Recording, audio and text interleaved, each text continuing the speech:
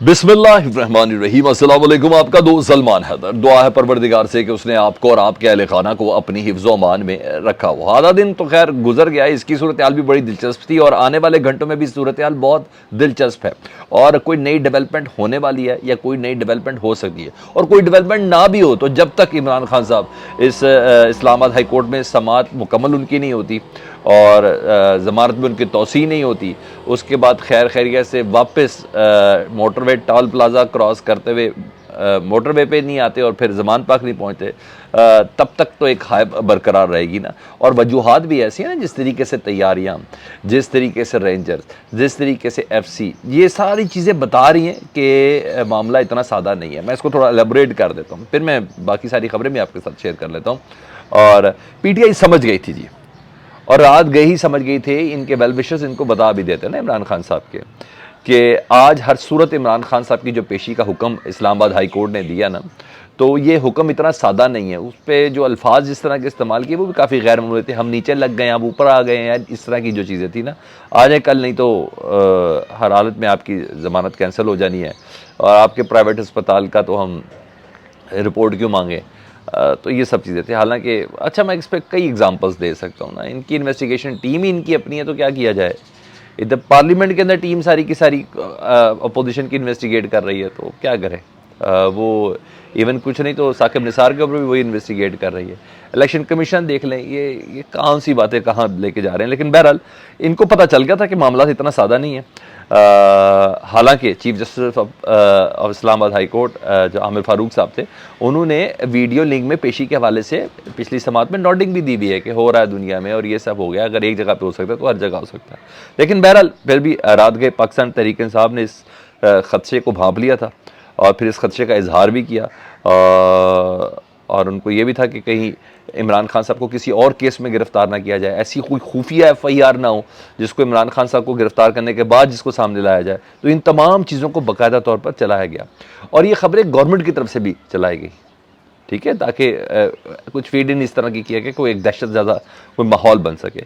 बहरहाल इस्लामाबाद में दफ़ा 144 का नफाज हो जाना फिर इस तरह, और फिर रेंजर्स का उधर पहुँच जाना इस्लामाबाद में 7 नाकों पर, और रेंजर्स को फिर कवर करने के लिए FC का पहुँच जाना, फिर CTD का पहुँच जाना और बख्तरबंद गाड़ियों को उधर पहुँच जाना और ये सारी चीज़ें, और फिर पुलिस, ये तमाम चीज़ें बता रही हैं कि कुछ चीज़ें गैर मामूली है ना। ये सर इमरान खान की सिक्योरिटी के लिए नहीं हो रहा, सिक्योरिटी इमरान खान के साथ आने वाले लोगों के लिए हो रहा था।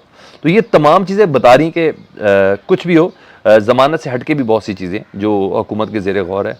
और लेकिन गिरफ्तारी वाला प्लान इमरान खान साहब को खैर पता चल गया था, फिर यही तय हुआ था कि मज़ामत की जाएगी।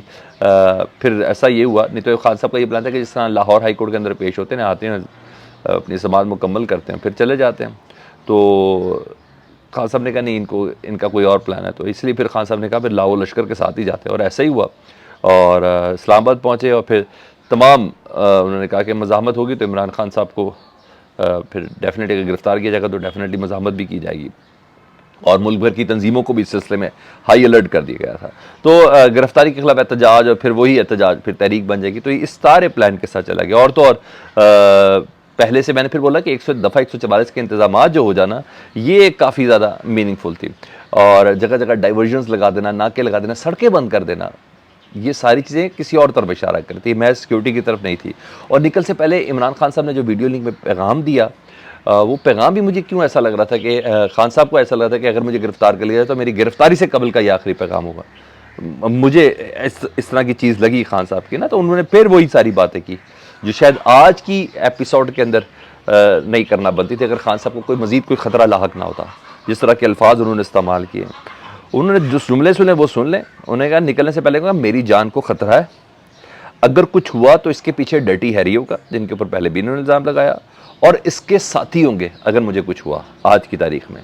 ठीक है जी, बैरूनी किसी दुश्मन से मुझे ख़तरा नहीं है। ये जो कहते हैं मेरे को बैरूनी एजेंसी करेगी ना, मुझे किसी किस्म का कोई ख़तरा नहीं है, मुझे ख़तरा इनसे ही है। ठीक है, वज़ीराबाद पे मेरे ऊपर कातलाना हमला किया गया और जुडिशल कॉम्प्लेक्स में मुझे मारने में यही शख्स शामिल था जी, इसी शख्स पर इल्ज़ाम लगाया। और आज मेरे कत्ल की अब तीसरी कोशिश भी होगी, ये लफ्ज़ उन्होंने बताया, मेरे कत्ल करने की अब तीसरी कोई 2 अटैम्प्ट हो चुकी है, तीसरी कोशिश भी होगी। मुराद सईद का भी उन्होंने जिक्र किया। उन्होंने कहा उसको भी टारगेट किया जाएगा, उस कोशिश है, और उस कोशिश में भी यही लोग शामिल होंगे। और मेरा ख्याल आइडिया था इमरान खान साहब को कि मुझे गिरफ्तार कर लिया जाएगा या कोई इस तरह की बहुत ज़बरदस्त की इतला थी, क्योंकि खान साहब ये आम जुमले नहीं है ना, किसी पेशी पे जाते हुए इमरान खान साहब इस तरह नहीं बोलते। और साथ उन्होंने ये भी बोला मैं बीमारी की हालत में हूँ और व्हील चेयर पर हूँ और इसलिए जा रहा हूँ कि मुझे अदालतों का एहतराम है। कोई ये ना कहे कि मुझे अदालतों का एहतराम नहीं है, जो कल की पेशी में जस्टिस आमिर फारूक साहब ने कहा था। तो बहरहाल माहौल तो बिल्कुल जंग का एक बना हुआ है। अल्लाह करे सारा दिन खैरियत से गुजरे। और इस्लामाबाद हाई कोर्ट के बाहर हर चीज़ गैर मामूली है, हर चीज़ गैर मामूली है। अल्लाह करे वो जो मुझे माहौल नज़र आ रहा है वो माहौल आगे बनता हुआ नज़र ना ही आए।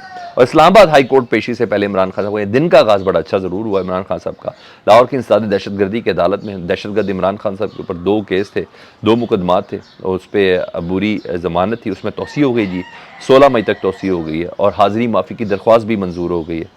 तो सुबह सुबह तो रिलीफ मिला, अच्छा दिन था उनका। अब देखें लेट्स सी आगे सारा दिन के अंदर क्या होता है। उधर जब दबाने के लिए कुछ नहीं है इमरान खान साहब को, जब कोई केस ही नहीं बन रहा, तो अदालत में ना वो एक केस लेके गए मैंने इमरान खान साहब की इद्दत में निकाह वाला मामला, वो फैसला महफूज हुआ था। हालांकि मुझे नहीं पता ये फैसला महफूज क्यों किया है, क्या फैसला ये महफूज होना है, मुझे नहीं है इस बात की समझ। लेकिन बहरहाल हालात बताने बहुत सी चीज़ें फिक्स है ना, बहुत सी चीज़ें फिक्स हैं। कहीं ना कहीं ओन चौधरी साहब ने बतौर गवाह पेश होने के लिए दरख्वास्त दी थी, उस दरख्वास्त पर भी फैसला महफूज हुआ था।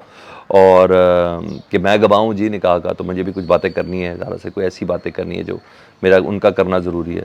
तो उस दरख्वास्त पर महफूज फैसला भी आज सुना दिया कि जी उनको पेश होने की इजाज़त। और मज़े की बात बताऊँ, आज ओन चौधरी उस दरख्वास्त के महफूज फैसले के बाद लगता है अदालत के दरवाजे पर ही खड़े हुए थे, वो फ़ौरन पहुँच भी गए अदालत के सामने। फिर अदालत ने समाअत का आगाज़ कर दिया कि जी ओन चौधरी आ गए जी।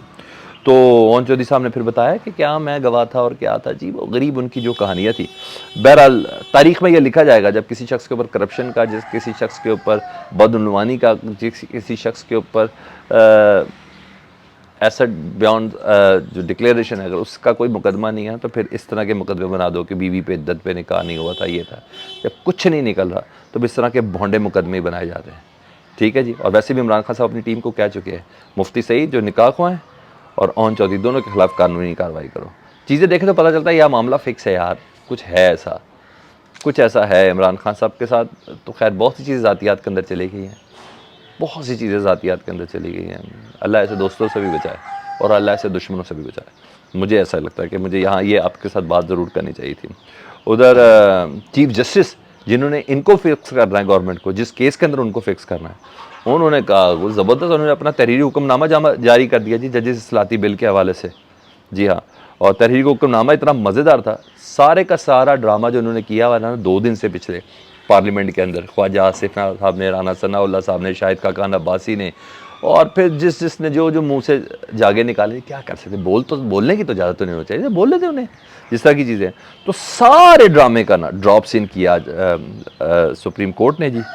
अटर्नी जनरल से कहा है, उनको हुक्मनामा दिया है कि पार्लियामेंट में प्रोसीडिंग है ना उसका रिकॉर्ड मांगो। अटर्नी जनरल क्यों? अटर्नी जनरल राब्ताकार है ना हुकूमत और सुप्रीम कोर्ट के बीच में, attorney general of Pakistan.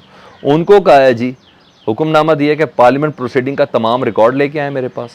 Attorney general से कहा है तमाम रिकॉर्ड उसमें लेके आए, कायमा कमेटी का उसमें रिकॉर्ड लेके आए, मुश्तरका इजलास का रिकॉर्ड हमें चाहिए, पार्लियामेंट में हुई बहस जो सुप्रीम कोर्ट इस्लाती बिल के हवाले से उसके तमाम नुकात मांगे जी। और लगता है अदालत भी इंतज़ार करी थी, तो इसीलिए ये इस बिल को बनने के बाद की जो दरखास्तें अदालत ने उसको भी टेकअप कर लिया। कोई ये ना कहे ना पार्लियामेंट के भाई ये तो हमारा कानून बनने से पहले की बातें चल रही थी, अब तो ये कानून बन गया था, अदालत ने तो उस वक्त के पहले की बात की थी, अब कानून बन गया तो अब किस तरह किया जाए। तो अदालत ने बस टेकअप कर लिया। मेरा ख्याल है 8 मई को दमादम मस्त कलंदर है, मुझे ऐसा ही लगता है। अपना बहुत ज़्यादा ख्याल रखें। अल्लाहुम्मा सल्ली अला मुहम्मदिन व आले मुहम्मद।